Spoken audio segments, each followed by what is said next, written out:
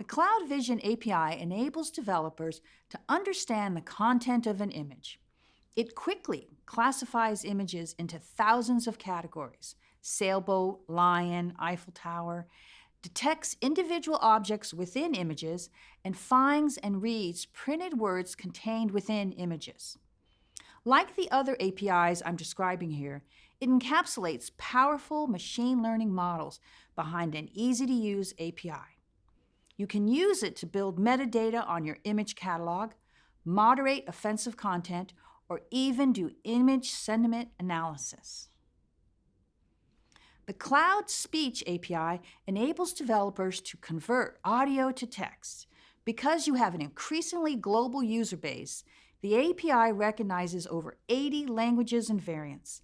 You can transcribe the text of users dictating in an application's microphone, enable command and control through voice, or transcribe audio files. The Cloud Natural Language API offers a variety of natural language understanding technologies to developers.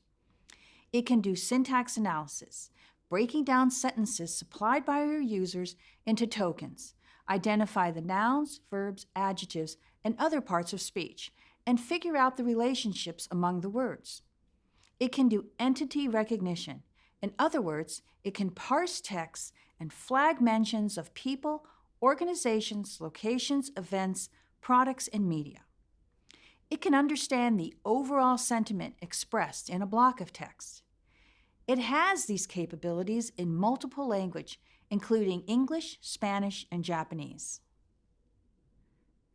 Cloud Translation API provides a simple, programmatic interface for translating an arbitrary string into a supported language. When you don't know the source language, the API can detect it.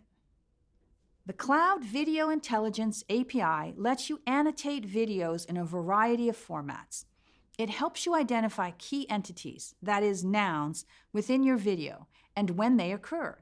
You can use it to make video content searchable and discoverable.